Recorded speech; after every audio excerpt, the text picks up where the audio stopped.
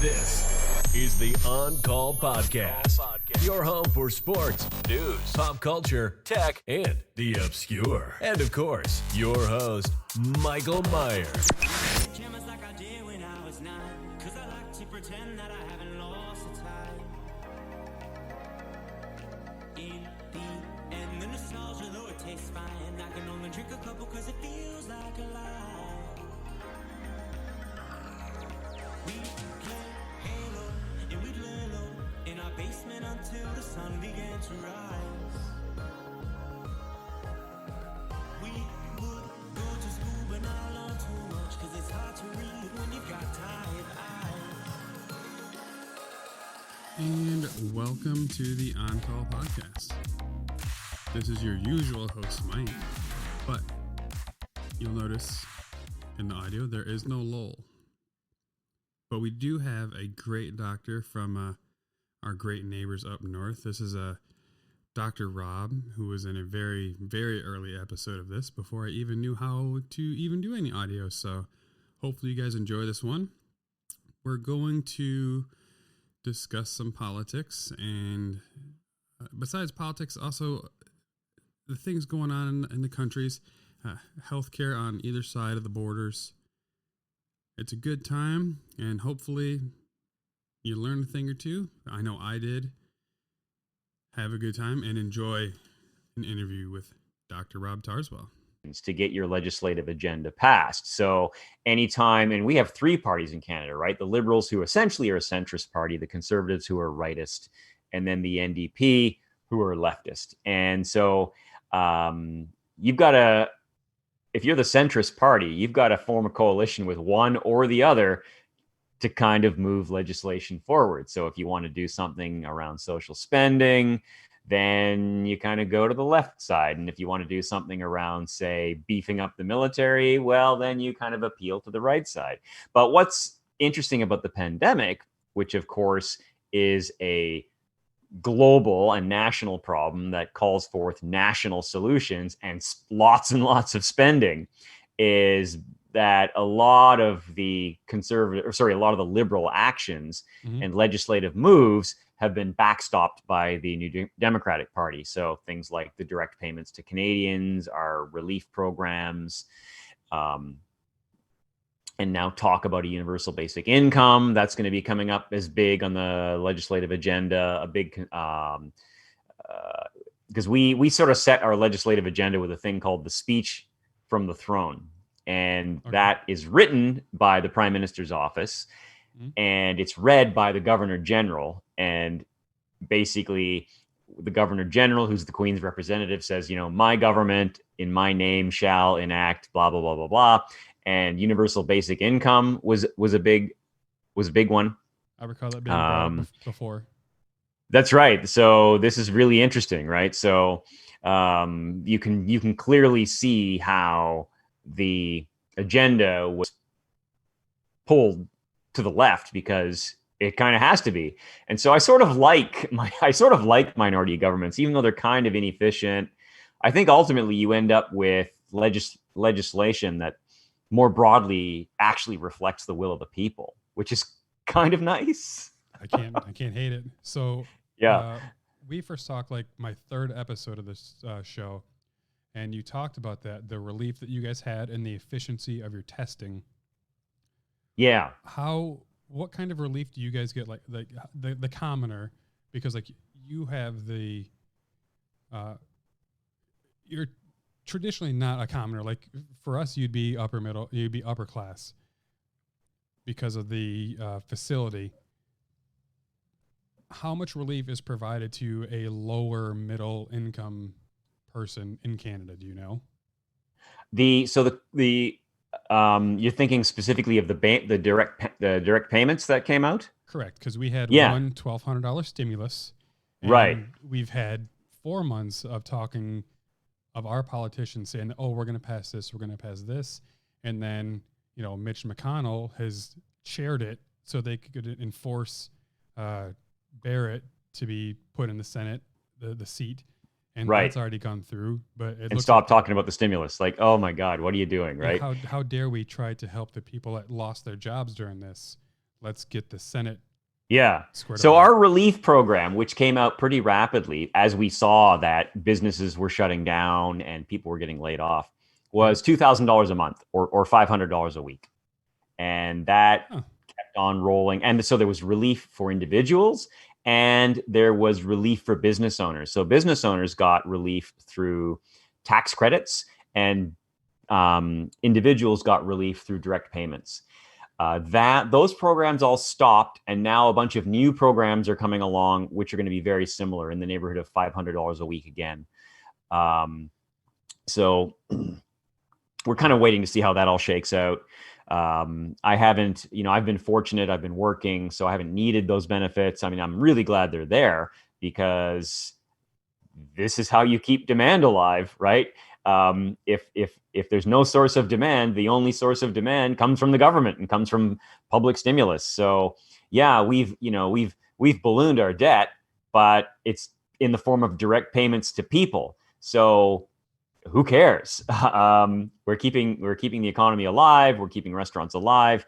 And we also here in BC, we did a lot of things that were initially, I think, pretty smart, which was like, okay, let's close indoor dining, but let's keep takeout open. Okay. If we maintain these rules around distancing, we can kind of keep businesses open. So there was this effort underway to kind of take a light hand on regulations to stop the spread of the virus and to maximize liberty as far as possible, and then to kind of put the onus back on us as individuals to, okay, look, folks, do the right thing. So it was a lot more faith-based, like, hey, we shouldn't be doing this, so I'm going to let you choose whether or not you're going to do this. And they more or so less did that. And it more or less worked out. We're now at a stage now where we're hitting, we have a population of about 5 million. And so for us, we're hitting record-breaking numbers. I think we had 230 cases today. And the public health officer, sorry guys. I know everything sounds so tiny next to the American wildfire of cases. And the provincial health officer kind of came out today and said, look, if we can't get this turned around, we're going to have to start ratcheting up regulations again. And so, we'll see what happens come Monday, because I have a feeling that the freight train is building up momentum, not losing momentum. So you guys are you're considering ramping it up at such a small amount because you don't want it to be us. We're the force. Yeah, we don't want to kind of go Northern Italy or Manhattan or many places in the United States. Right. 83,000 for us. And we have, driving around through work today, I drive about 100 miles a day. And I saw 2 to 3 Trump party people on the side of the road waving their flags and promoting Donald Trump, just to people on the side of the road waving their flags. And it's just like, I don't know what you guys think you're seeing. I don't get it. Right. It's absolutely fascinating watching American politics. What channels of ours do you get?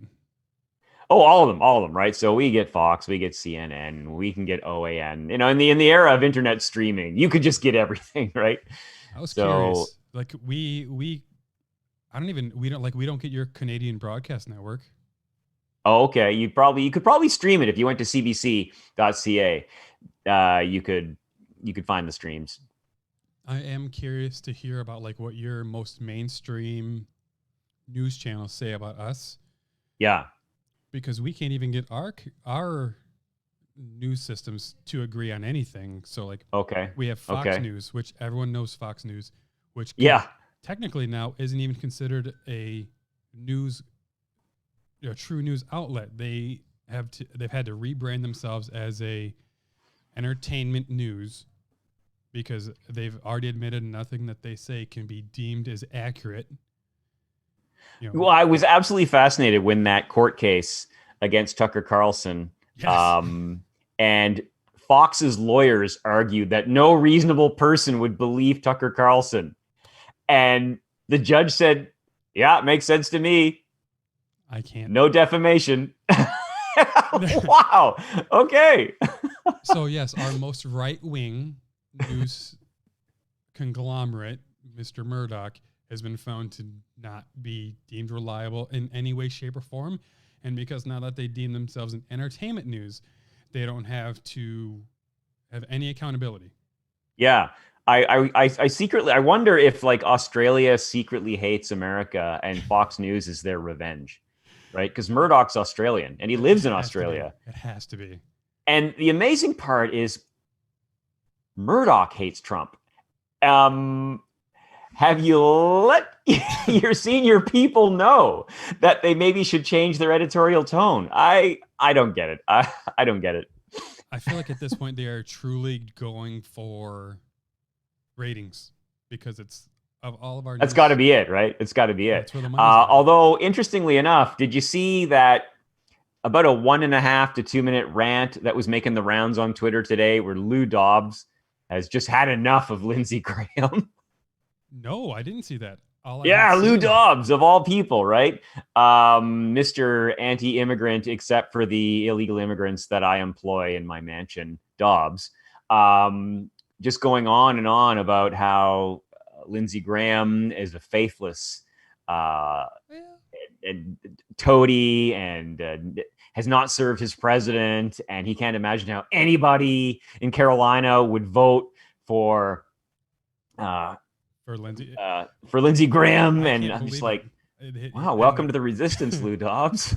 Of all people, you're correct, because I did see in the most recent polls that Lindsey's not projected to win. Well, that would be amazing. That would be absolutely amazing. I would just love it. What would I can't. I'm trying to think back in my adult life. I'm trying to remember a United States Senate without Lindsey Graham, and I can't. He was first elected so long ago that it was before I even had basic political consciousness or awareness. Because I just, as a Canadian, I didn't have to care about American politics. Now we all have to care, but we don't have a voice, and we're all terrified that you guys are going to reelect Donald fucking Trump. The educated ones are scared of that as well. Yeah. The interestingly enough, now, although I think 538 finally has me convinced that Trump has to do a lot of rough uphill sledding to actually pull this one off. Yeah, and these numbers are looking so catastrophic for him compared to Clinton this far out from the election. How old are you, Dr. Rob? 51. 51. So let's see.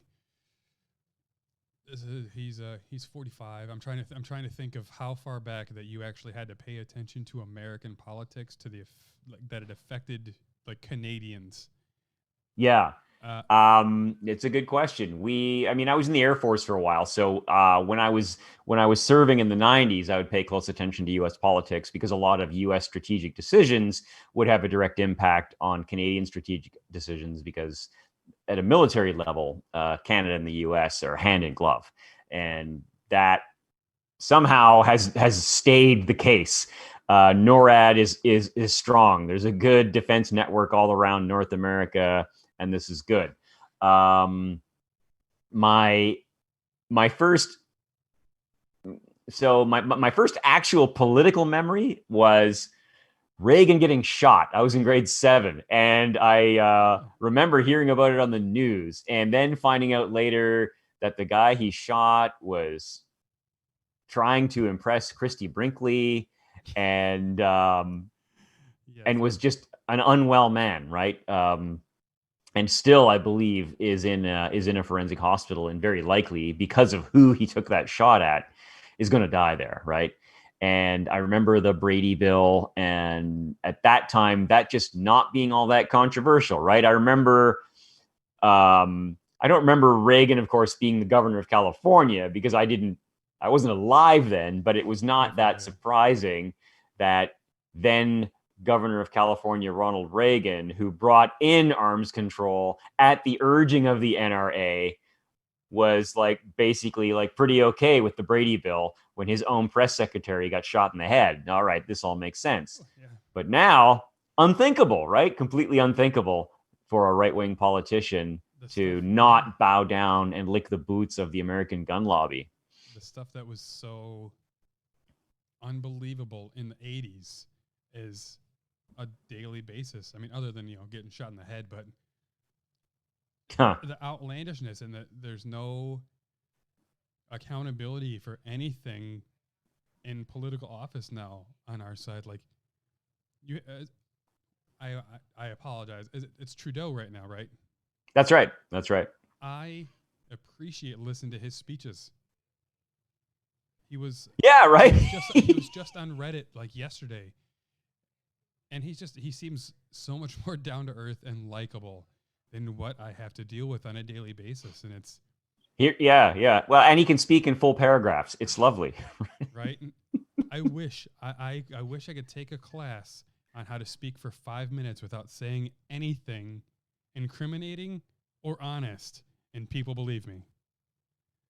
Yeah, right. You'd go far. You'd go far in those United States of America there, right? So you watched the election or the debate yesterday because we were. I did. Yeah. So the United States has so many differences from Canada, and they're getting further and further. And every time that you tweet about something, I realize, like, man, we have just fallen so far from who I thought we would be as a nation as I got older and understood more of it. Yes, fair. Healthcare. The fact that Donald Trump has been speaking about healthcare in the debates the first time with Hillary, and to say that he has a plan in place, and he's using that same point yesterday is astounding. He has no plan. Yeah. I remember the debates with Hillary. The plan, we've got the plan, it's complete. I remember him in 2017 saying that shortly after, February 2017, like, it's shiny. He's the shiny new president at this point, right? Okay, let's see the plan. And then May 2017 and then September, and the plan, it's new, it's going to be beautiful. You won't be excluded for pre-existing conditions. And then meanwhile, he's actually trying to work the courts to get that eliminated. It's just it's amazing, barefaced, stone lies that are the absolute opposite of what he's actually doing. And half your country can't get enough of it. What the fuck? So, he again brought up and crapped on socialist reform in all ways, shape, or form yesterday. So in a socialist healthcare, even just socialist healthcare, I don't understand. I've had so many patients, diehard Trump supporters. Even I talked to a patient just yesterday who's COVID positive, who was touting the Donald Trump Jr. book and forced me to read the table of contents, who is a patient that is on Medicare. And I was like, oh, Medicare, that's a great socialist healthcare policy. Don't you just love Medicare? Oh, we love Medicare. We couldn't imagine not being on it. And I was like, you don't see the issues here, that you are trying to support someone who does not support at all what you are using. So, and your healthcare system in Canada, you're truly socialist. You don't have any pre-existing issues, right? Like every single person has healthcare there, right? Correct. Yeah. If anything, we would be, if you looked at all the OECD nations or the developed nations, right? Mm-hmm. Canada has the most constrictions on private healthcare. We probably overly constrict healthcare. It's probably something like a frightened reaction to what's going on in America, right? But you go to, say, Britain, Germany, Switzerland, and they've got public-private blended systems that seem to work pretty well and actually get better health outcomes than Canada at better prices. So there seems to be kind of a zone of sweetness where you can kind of optimize outcomes efficiently and economically. But in Canada, we're like, no, we don't want anything to do with that, right? And so a major court case just concluded here in BC, although it's heading off to the Supreme Court of Canada, where there's an orthopedic surgeon here in BC called Brian Day, who's trying to make the argument, look, if somebody is on a wait list for a public benefit and they're suffering while they're on that wait list, shouldn't they have a constitutional right to access healthcare privately to get hip surgery, knee surgery? And so the judge more or less came down on the side of the government and said no. But what's interesting is in Quebec a number of years ago, there was a case where a guy who was on a waiting list for a hip replacement sued for the right to be able to go to a private clinic and get it done. And in that case, that ended up in front of the Supreme Court of Canada, and the Supreme Court said, yeah, this is a charter violation. This guy can't be denied the right to access healthcare privately if he wishes to. So Brian Day's case is going to end up in front of the Supreme Court of Canada, and we'll see what comes down. But it's a very big deal, right? People are really, really scared that this means the end of Medicare, and there's a lot of breathless hysteria flying around on both sides. And I think it's just driven by story after story of medical bankruptcies in the US or these crazy $1 million hospital bills. And everybody here is like, is that private healthcare? I don't want that. You probably should be afraid of that, because I don't think you Canadians would have near as much to worry about once you let a little bit of privatization in. Right. Until the ignorant are louder than the intelligent, quiet ones, which is what we've seemed to be. We have a saying here when it's the silent majority compared to the loud ignorant. And it is something that's gaining ground. Like, you don't see a whole lot of Biden support until you know that person and they talk about like, oh yeah, we don't talk about wanting Biden to win because the hate from Donald Trump is just so, as soon as someone sees a Biden sticker on your car, they will attack you for it. Damn. So that there truly is, I think, here a silent majority, and that's what I'm truly hoping for come November 3rd. Stay informed where you're at, and I do think you guys do much better with your press coverage. So as long as that stays good, I think you guys are going to be safe, because once you have socialistic healthcare, it's hard to go back from it, because my insurance is almost $600 a month for me and one child. And I can't even use it for like dental. My dental is like $12 a month, and it doesn't cover anything for a child. No pediatric dentist will touch a child without cash in hand. Okay. Yeah, I don't think there's any way that we'd go back. I think, there's examples of where you can do it wrong. So Australia, I think, blended it pretty badly. They had a system very similar to Canada's, and then in the last 15 years have begun privatizing it, but they did it in a very kind of ham-fisted sort of way. And it did lead to things like all the surgeons going like, oh, I can make a whole lot more money in the private hospital and get more operating room time. Goodbye. So I think if you're not careful, of course you can do it badly. You can do anything badly, but you can also do it the way they do it in Germany, or the way they do it in Switzerland, or the way they do it in Northern Europe, where they get good health outcomes, have longer lifespans, and are happy. But I guess in Canada, we shouldn't complain too much. I think we just, came out on top in the UN livability surveys again. So, maybe we're not at some kind of ideal, but we're not very far from there. So maybe people are right to say, nope, hold the line, no private healthcare. I think you guys are doing well. The day decision will end up in the hands of the Supreme Court of Canada, and we'll see what it means.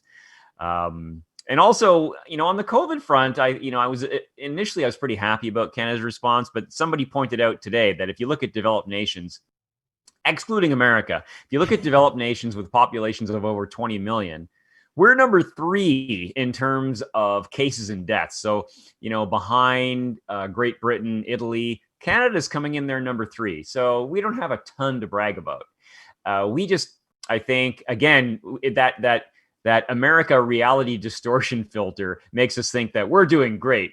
No, Hong Kong's doing great. Taiwan is doing great. Japan is doing great. Indonesia's doing great. Canada, not so great. I'm trying to think of what Hong Kong did, because I remember the news outlets talking about that years. They truly would lock you up too, though. Like they forced isolation much more than, say, we did, right? I'm trying to think of what Hong Kong actually did.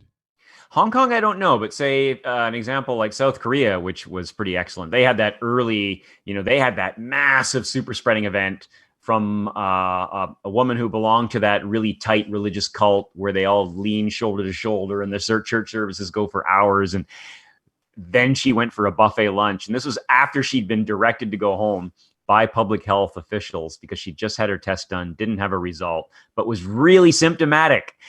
And I was like, no, I'm not doing that. And was directly linked to 1,100 cases. And that led to the first big explosion from those 1,100. And now when you go to South Korea, there was this really great piece in the New York Times, somebody who traveled back home to Korea, right? You've got to, on the airplane before you land, okay, where are you going? Who's going to be responsible for you? What's their phone number? They call them to find out. Okay, are you a real person? Is this person coming to live with you? Do you take responsibility for them in a robust legal sense? You download an app on your phone. If no one can take responsibility for you, okay, you're heading off to the isolation hotel. But the isolation hotel comes with food and an allowance, and we're not going to let you just starve there. We're going to take care of you. It's not a bad gig. That's the missing piece, right? If you're gonna isolate people at the border, well, give them food and water. So yeah, might at least take care of them a bit to make sure that they're not gonna starve and get pulled away from their families, right? Or they're gonna, hungry people, they're gonna go out looking for food. That's right. They're gonna try and get out of the hotel. Yeah, you're gonna I would. Right. Yeah. So it's that kind of understanding that, well, if you're going to impose somewhat draconian measures, you got to backstop that with support. Otherwise, it just falls apart. That's completely fair. Yeah, you can't expect everyone to give everything that they have and then not provide them some sort of exactly life. Yeah, exactly. Right. So, and then the other things that the countries that are doing really well, they've been on the aerosol. They've assumed this is an aerosol transmitted virus from much earlier than we did in North America, and I think we really kind of dropped the ball on that one. Yeah, it's like, so avoid enclosed spaces, have ventilation, have HEPA filtration. These messages are much older in places like Hong Kong, Japan, Taiwan than they are here. So, and it's that's borne a lot of fruit because a lot of the bad spreading is happening in indoor places, right? And also they were on masks from day one back in January, whereas it took us a while to kind of like sift the evidence. And then now the cultural change has been really slow, and that's been poisoned by the American political divide around masks, particularly around American libertarians. I'll let you know who when I the think masks get on board here. What's that? I'll let you know when we get on board with masks here, because it's right. Yeah. So it's absolutely amazing to me that now Eamon Bundy has taken on the cause of masks. It's a fucking piece of cloth on your face. Just put it on. It's so easy. There is umpteen of the coolest companies providing you with something you can have, like I did. I have one custom made with this emblem on it, and I can wear it and show it off, and it breathes so well. It just prevents you from coughing on somebody. It's not that fucking hard. It's not hard at all, right? And I love all these libertarians talking about a violation of their freedoms, as they get into their F-150s and put on their seatbelts and drive away. It's That's like, right. Really? Oh, the government's not going to control me. Yeah, but you know what? oh, the government can't do this and that. You have a social security number, you're owned by the government. As soon as you get a social security number, you're a license to print money. Yeah, And yeah. here we are. There's a fantastic, Alberta is kind of the conservative America of Canada, and they're the province right next door to us. So we're just watching in fascinated horror as you're ready to watch them fall off like Florida. As the Alberta government just completely throws a grenade into the middle of healthcare, and record numbers of doctors are closing their practices and leaving Alberta because of their Minister of Health, who actually showed up in a doctor's driveway and threatened to fight him because of things that the guy had said on Twitter. It's like, okay, that's over the top. I think now if he showed up in another doc, and this was like early on, right before they'd gone like just wild with the kind of unilateral restrictions they've been imposing on Alberta doctors. I think now he might find that there was a fist heading at high velocity towards his face if he tried the driveway trick with another doctor. Yeah. So I think he's smart enough to not try that again. And I saw this bumper sticker on an Alberta vehicle, and it said, "I don't believe in airbags. I want to die like a man." I was like, what? Of all the hills to die on. Yeah. And you just imagine, the two groups of people. Group one, people who put that bumper sticker on their cars. Group two, people who buy Kevlar body armor and go play soldier in the forest on the weekend. These are the same people, right? Okay, so you want Kevlar body armor in case you get shot, but you don't want an airbag so you can die like a man. Yeah, we're going to stand on the steps of our state governors and try to overpower him. We're going to kidnap the governor of Michigan. Like, we have so much fucked up stuff going on. Yeah, that's amazing. And wasn't a guy just arrested today who managed to get within 4 miles of Joe Biden with a van just packed full of explosives and weapons? Ready to blow. Yeah. So it's like, wow. Yeah, and this is the thing, right? You push out toxicity, and people are going to respond to that toxicity on an entire distribution. A lot of people will just shrug it off, but there'll be some people who feel like it's their job to take on this apocalyptic mission for their god emperor. The amount of people that I've talked to, like, oh, I'm not that politically intelligent, but I'll be damned if I'm going to let someone tax my guns or take them away. And it's, what makes you think that they're going to take away? None of our blue leaders have ever actually tried to take away a gun. All we have ever tried to do is make sure that they're not crazy before you get it. That's it. But the NRA has always made it, they're going to take your guns. You got to vote for Donald Trump because Joe Biden's going to take your gun. Right. Yeah. What sort of gun control do you have where you're at? Because ours, you can just walk to a gun show and buy an AR-15, an M16, a Glock, a shotgun, whatever you want. You can walk in with $400 and walk out with something. It's kind of amazing. Yeah, totally different in Canada. So in Canada, there is no constitutionally enshrined right to firearm ownership. That's not a thing here. So owning a firearm is a privilege. It's very much like getting a driver's license. So you've got to take a course, and you've got to pass the course, and then you get your firearm certificate, and then you can go to a gun shop. And before they can even hand you a firearm to examine, you've got to literally show them your firearm certificate. And then makes sense. Yeah. But apparently this is just too much of a burden. And there are now nut job gun rights groups who are arising in Canada. Some are even saying there absolutely is a right to gun ownership in Canadian law, and the Supreme Court has grossly misinterpreted the law of blah, blah. So there's now just this, essentially millimeters away from sedition, this kind of seditious campaign to try and make these complete phantom arguments that there are firearm rights in Canada. There are no such rights. Like literally tomorrow, the government of Canada could say, okay, that's it. You can't have guns anymore. And they could pass that law. And there's like really nothing anybody could do about it because, I mean, people would try. They would try to make some sort of argument under our charter of rights and freedoms. But you're not going to find the gun right in there. You're going to find, the free speech right and the kind of the sort of things you might find in the Universal Declaration of Human Rights at the United Nations. But, I'm sorry, there is no right.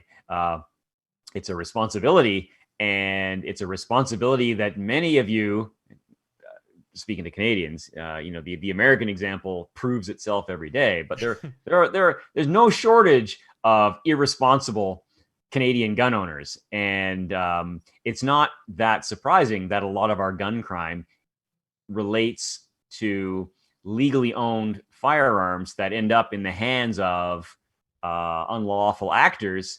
Because, hey, guess what? That gun safe you left open, that was a problem, right? Or that gun that you just kind of left in your nightstand when your house got broken into, that turned out to be a problem. And we have no shortage of suicide by firearm happening in Canada, right? Okay. So it's not an insignificant problem. We have fewer mass shootings, right? We don't have zero, but everyone has less than we do. Everyone, man, the whole planet combined, I think, has less than you guys do. Like maybe I don't know, Chechnya. I don't know who would have comparable kind of gun lawlessness. Not de jure, but de facto, right? I'm with you on the mental I don't know. Tests. Yeah, like I mean, I don't know what the per capita is at suicide by gun. There's just too many of them. And the mental health issue, I think, is the biggest reason why Democrats have tried to instill their beliefs in gun ownership, because crazy people do crazy things with guns.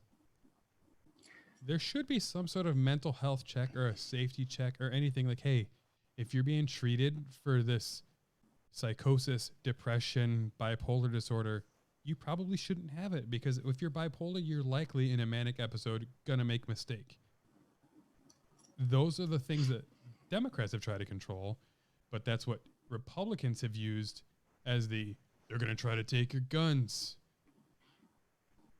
Yeah. And then after a mass shooting, it's the first group with the crocodile tears about, well, if only there was access to mental health services. Oh, I brought that up many times on this show. Okay. Our lack of ability with it to provide any sort of mental health care is astounding. We are barely even tertiary as far as mental health services.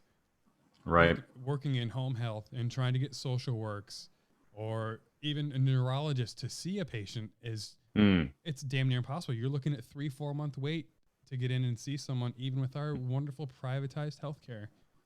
So good luck. That's it. That's all I tell you. All right, we'll get you in 4 months. Try not to kill anybody till then. 6 months.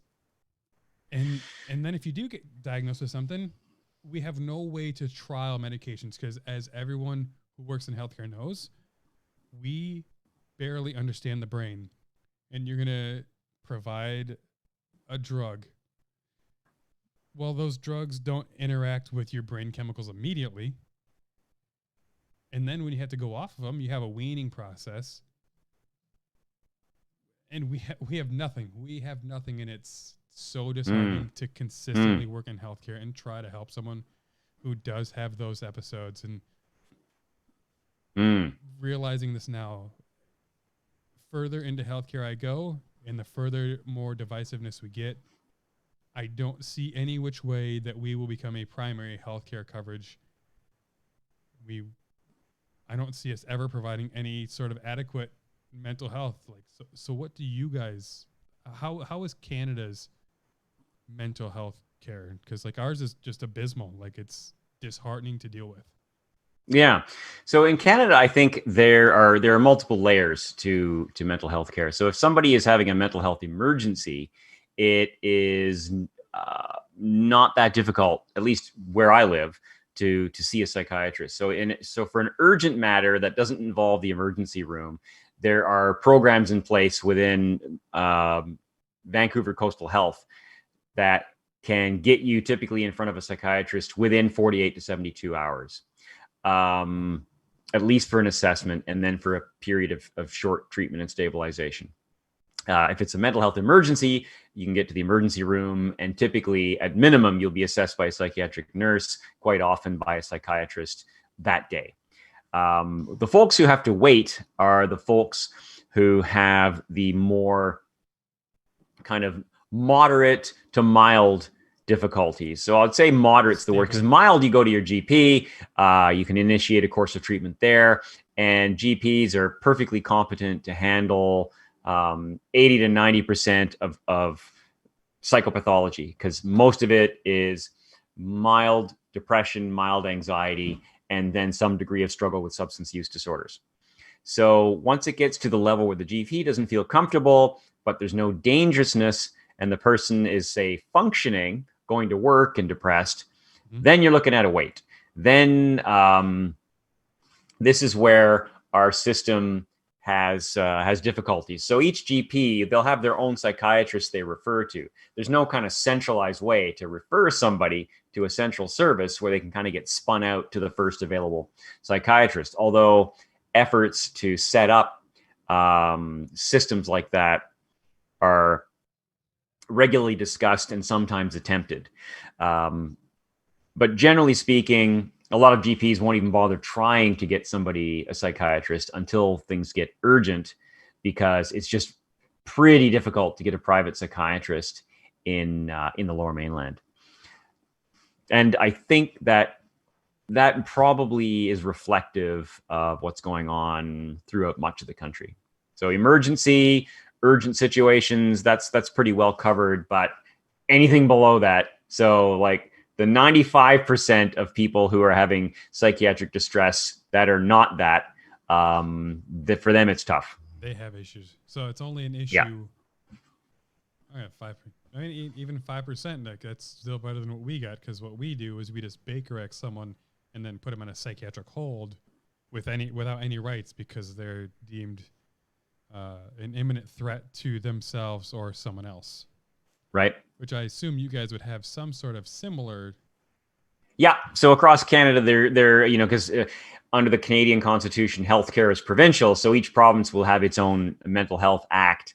And within each act, there will be various criteria, but they're broadly similar everywhere. And it usually comes down to dangerousness to self, dangerousness to others. And that dangerousness to self could be suicide, or it could be, say in BC, risk of serious decompensation. And then that's either with competency to make treatment decisions, without competency.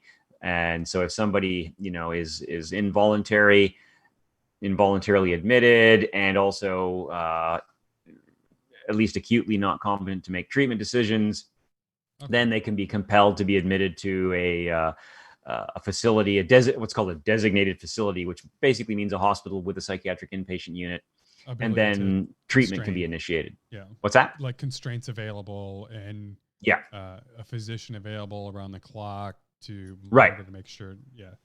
Okay, we got that. Yeah. So you have like a 5150, which we have, which is when a patient wants help but is an imminent threat.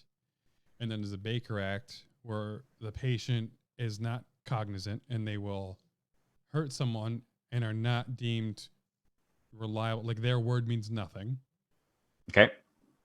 So like those are our two basic things between a Baker Act, where they're going to hurt themselves and they're not aware of it, and then a 5150, you realize that they're a threat, but they need help, don't know how to get it. Okay. So looks like both of our countries need mental health help. We certainly need some kind of way of helping folks at the primary care level get that access. And it's not clear whether the issue is not enough psychiatrists or whether it's the organization of psychiatric availability. I don't know what the answer is. I do think it's not something that's been solved anyway. I do think in my area, we do have a need because we have roughly 25 to 30,000 patients that are deemed with depression or other psychiatric needs, and we have 3 physicians. Wow. 75 miles. So we have a catastrophic need. So 8,000 to 1. Yep. So good luck. That's why we do have such a long wait. Okay. Which is why we do try to push that on to a primary care physician. Yeah. And a primary care does not do well with psych needs. Like, oh, you're on donepezil? Keep it up. Good luck. Right. So we don't have enough resources available. Yeah. And that's where I do think primary care would just education and like our de-escalation techniques are garbage as well. So if we have a patient that's having issues, who's coming? The cops. Well, you just need a GED to become a police officer. They're not going to understand the threat at hand, which has led to a lot of failed de-escalation techniques, which leads to violence to mentally ill patients, that it looks like police brutality. So I realize they are being brutal, but it also comes from a lack of understanding. So I do think education, I think, is one of the strongest things that would help a lot of our issues from our side of the border. So I don't know. No one talks about the Mounties and whatever other police violence you guys have going on, because we're on the front of the news every day. Yeah.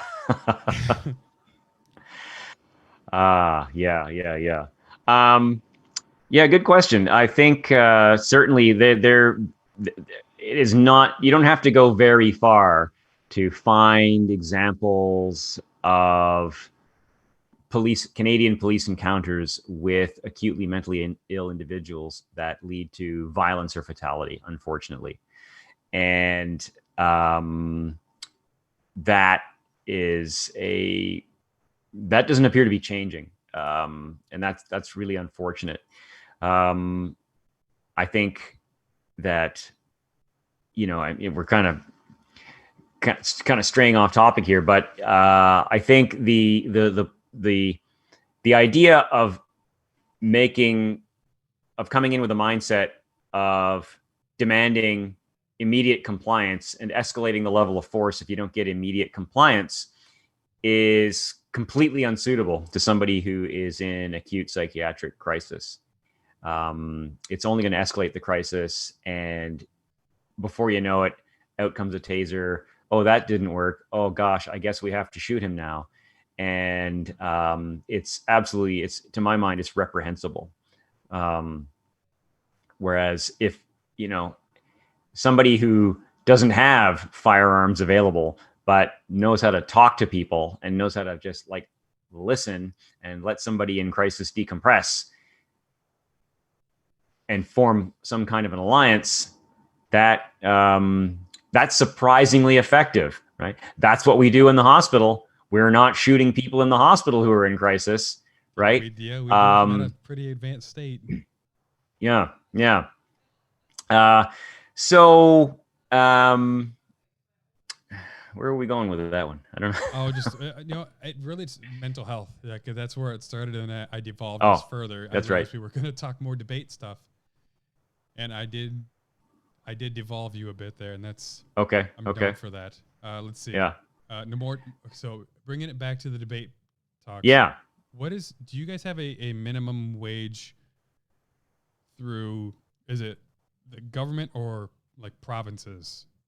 Provincial. The minimum wage is provincial in Canada, and it's generally below the poverty line. I think our minimum wage is unacceptably low, and it varies considerably. And of course, even if you have one minimum wage, the money you need to live, say, in downtown Vancouver versus the money you you might need to live in Hope, which is a very small rural community, about 100 miles east of here. The disparities are considerable. So even though it's provincial, it's too low, and I have no idea what's going on in other provinces. Yeah, all of our states have separate minimum wages. Realize some lower than others. I do think having a mandatory minimum would do well, because the proposed Biden minimum wage is actually more than double of the state that I grew up in. Wow. So, yeah. So he's talking about $15, right? And I really don't think that's out of line, especially if there is a bit of tax credit for small businesses, if you can control the small businesses, because similar to the PPP that came out at the start of the pandemic, where it turned out a lot of giant corporations broke off all of their Cheesecake Factory, a huge national chain, used each of their little restaurants as a small business. So they ended up getting several $1 million for their giant corporation. We've had really shitty oversight.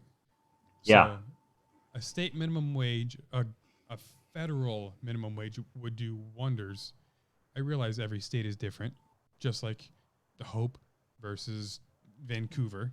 Yeah. But at least it brings a chance, for the poor to get there. Yeah.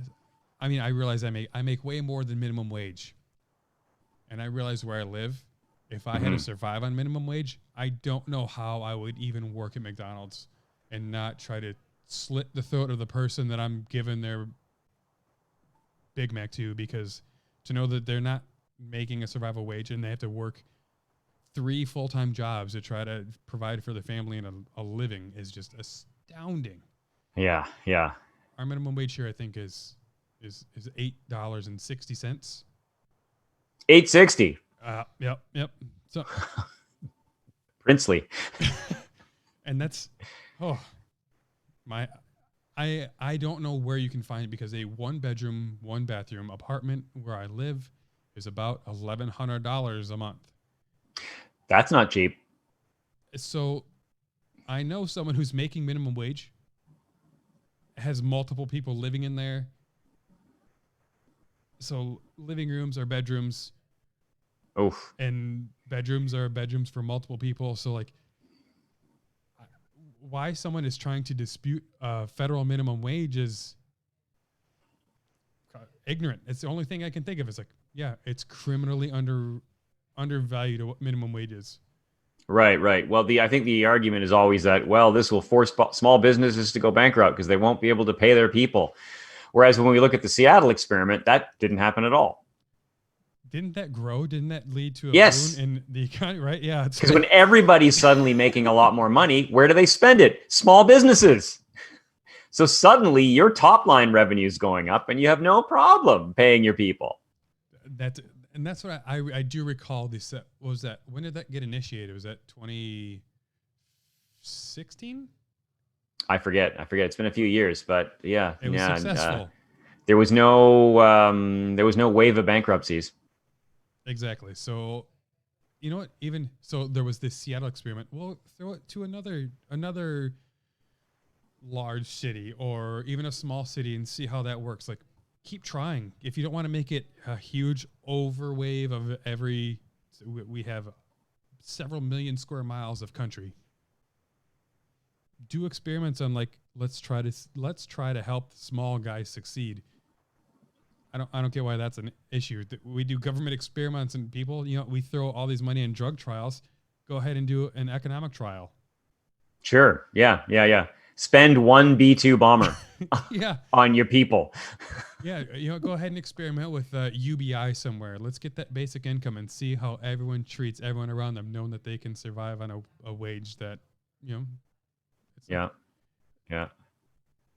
And the last thing I wanted to talk about, what was it? Hold on. I had it written down. Okay. And it was actually a quick point too. All right.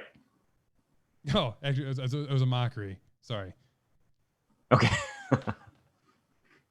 Since you are watching, how do you feel about Donald Trump calling himself the second coming of Abraham Lincoln?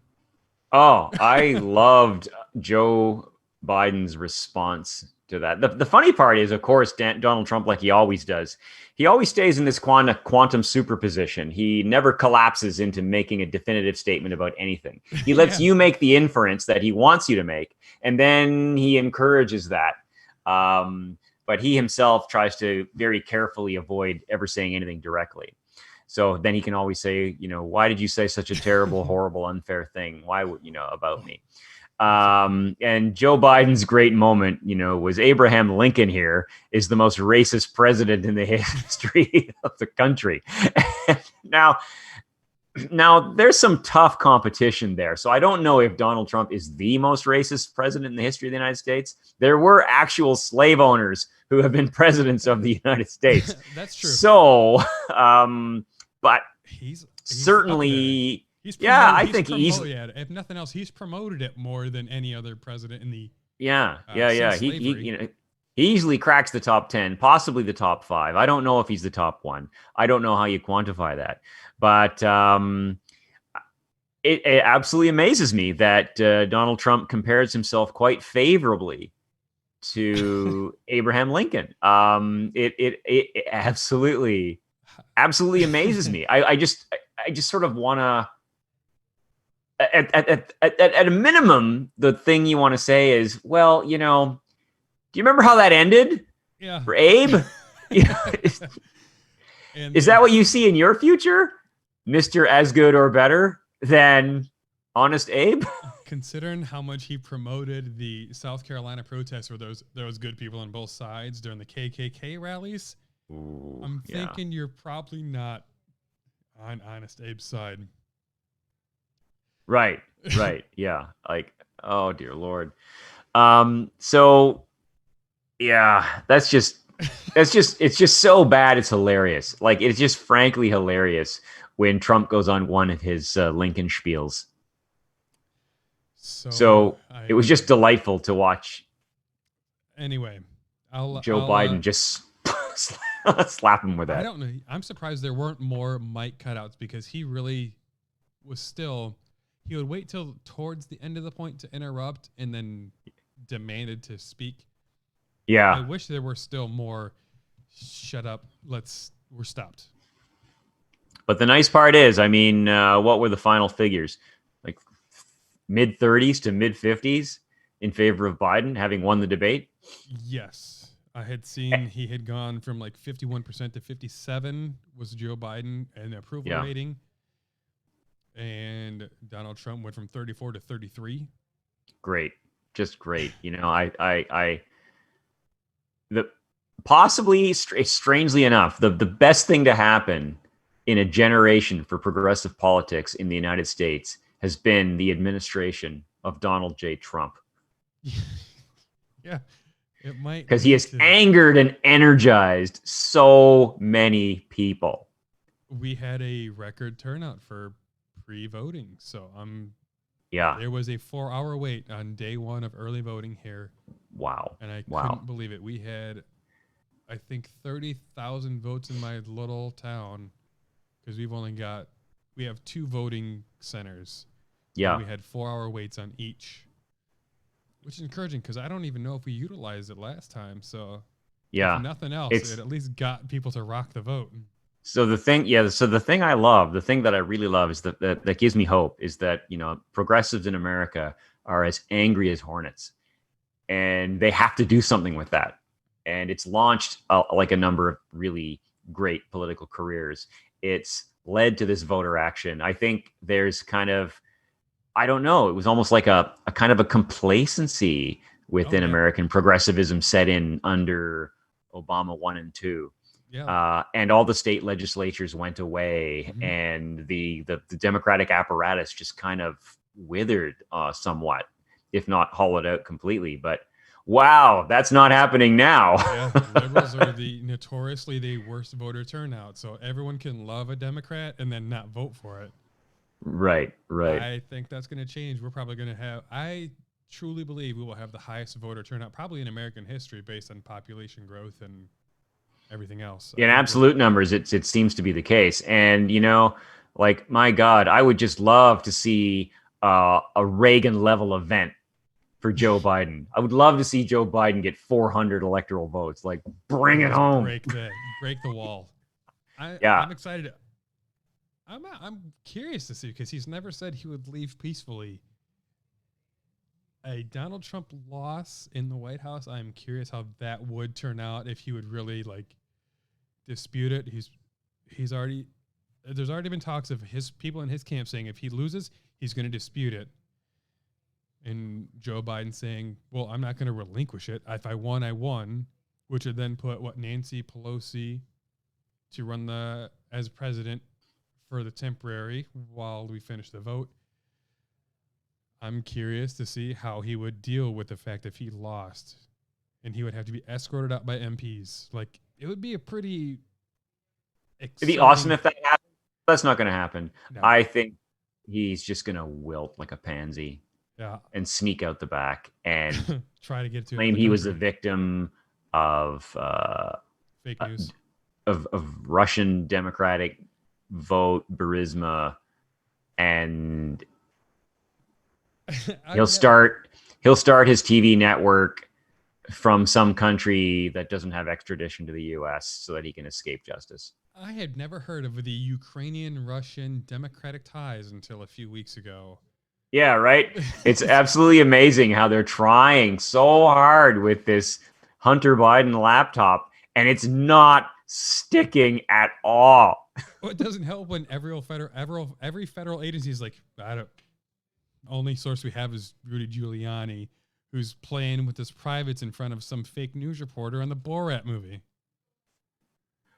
Who he thinks is a 15-year-old girl. You're right. I undersold that. You're right. He thought she was 15. Yes.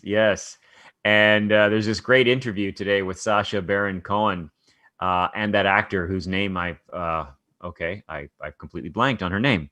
It's probably she needs to. And he was basically waiting in a hideout to just kind of spring into the room at any moment. He was very worried for her safety alone with Giuliani, and that's why things stopped right when they did. He really stopped.